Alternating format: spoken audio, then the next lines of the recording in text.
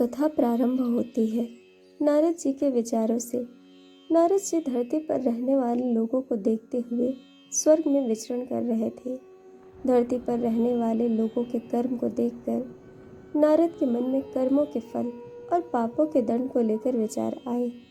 अपने इस विचार को लेकर वह ब्रह्मा जी के पास जाते हैं। ब्रह्मा जी से पूछते हैं, हे ब्रह्मा जी, यदि बुरे कर्म करने वाला इंसान अच्छे कर्म करने लग जाए तो क्या वह अपने सारे पापों से मुक्त हो सकता है? क्या वह अपने पापों से मिलने वाली सजा से बच सकता है?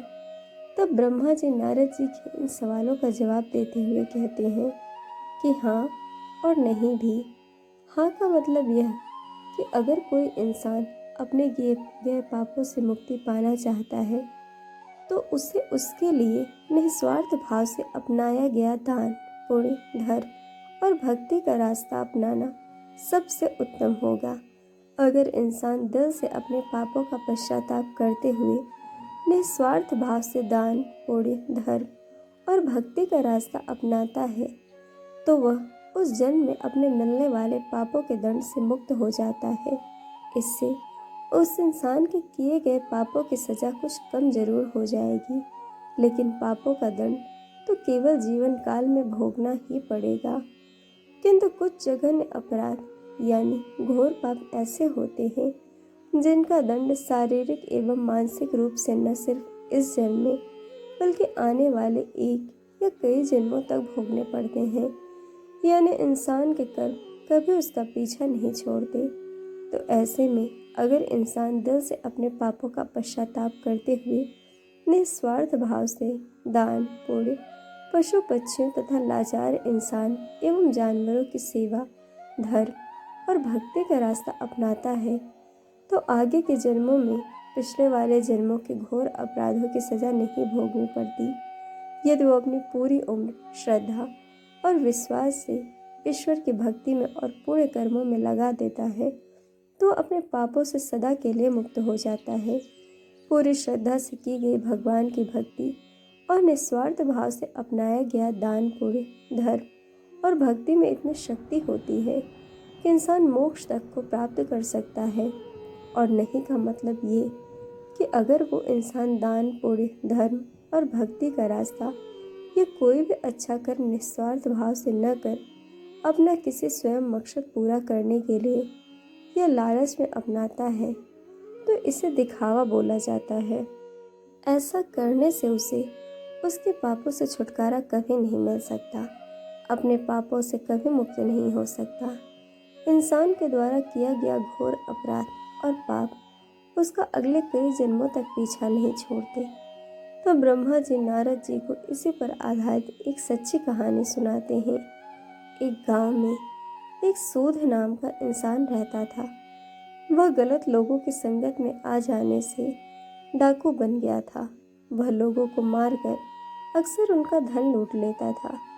एक दिन डाकू जंगल से होता हुआ सड़क की ओर जा रहा था कि अचानक एक नाग नागिन का जोड़ा डाकू के रास्ते में आ जाते हैं। डाकू को देख नाग नागिन अपनी रक्षा के लिए फन फैला लेते हैं। डाकू घबरा जाता है और अपनी बंदूक उन नाग नागिन पर तान देता है। यह देख नाग नागिन क्रोधित हो जाते हैं और उस डाकू पर हमला कर देते हैं। डाकू अपनी जान बचाने के लिए 2 कदम पीछे हटता हुआ नागिन पर गोली चला देता है। यह देख नाग डाकू पर तेजी से हमला करता हुआ डाकू की बंदूक पर चिपक जाता है। डाकू अपनी बंदूक को कहीं दूर फेंक देता है और वहां से भाग निकलता है।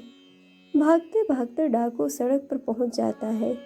वहीं दूसरी तरफ उसी रास्ते से एक औरत, उसके साथ एक 11 साल का बेटा भी था। वो दोनों घर की तरफ जा रहे थे। अचानक डाकू भी वहीं आ जाता है। डाकू को देखकर माँ बेटे घबरा जाते हैं। डाकू औरत के करीब जाता है और उसके गले में पहना हुआ हार खींच लेता है। अब औरत अपने और अपने बच्चे के जान की रक्षा के लिए उस डाकू से दया की भीख मांगती है।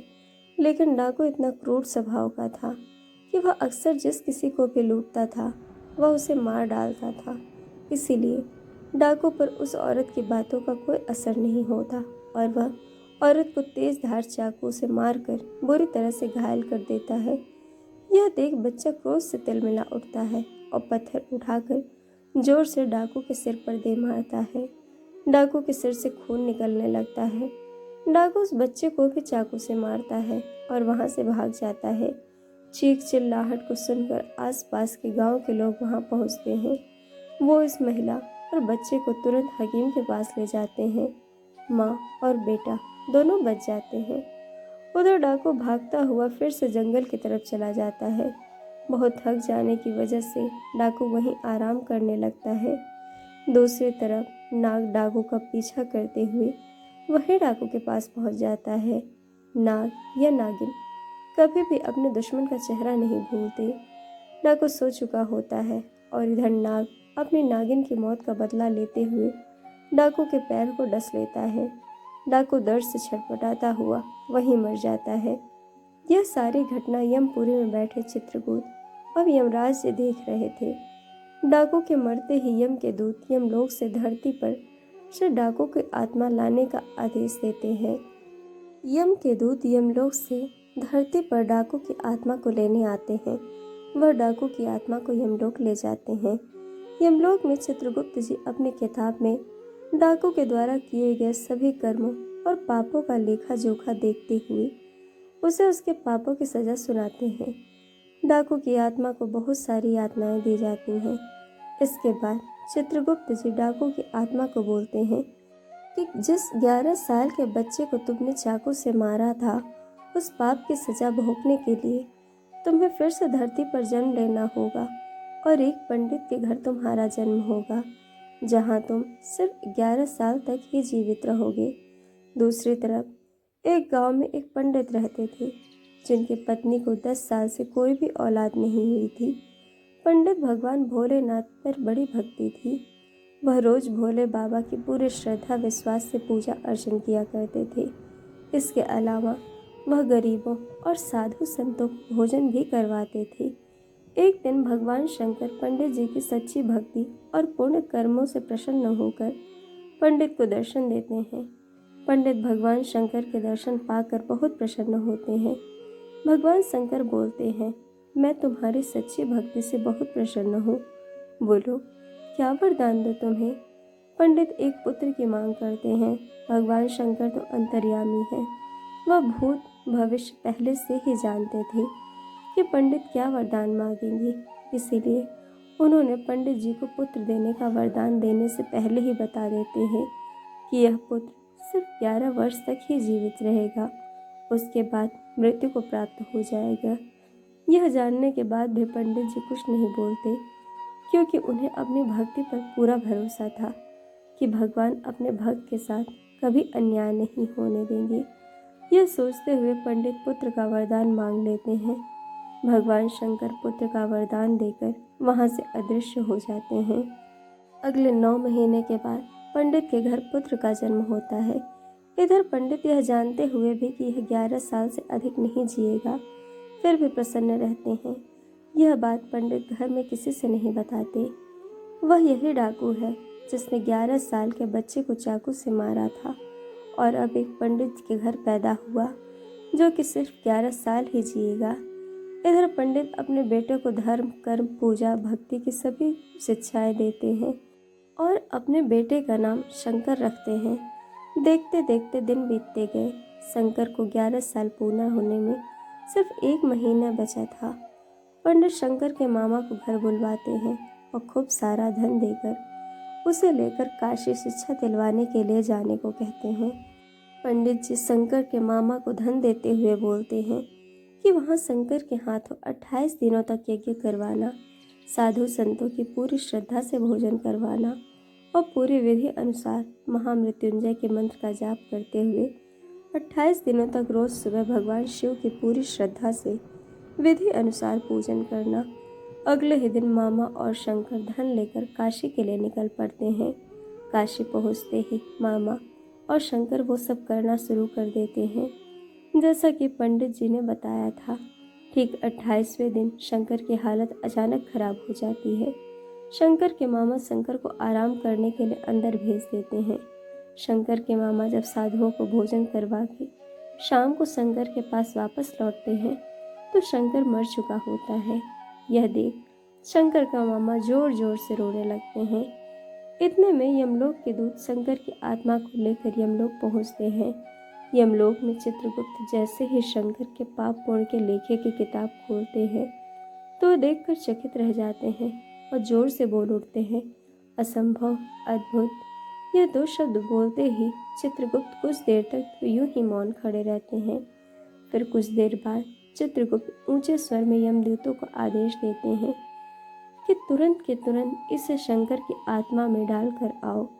यमदूत शंकर को उसके शरीर में पुनः डाल देते हैं और शंकर फिर से जीवित हो उठता है।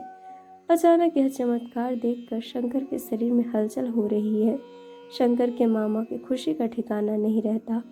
वहाँ यमलोक में इस बात को लेकर यमराज चित्रगुप्त से सवाल करते हैं कि यह कैसे हुआ। तब चित्रगुप्त जी बताते हैं कि जब मैंने किताब खोली तो उसमें शंकर के द्वारा किए गए पुण्य कर्मों, भगवान शिव की आराधना और हवन जैसे शुभ और भक्ति की शक्ति से शंकर की कुंडली में जो उसके पिछले जन्म के पापों की वजह से मृत्यु का जो योग बना था वह योग खत्म हो चुका था।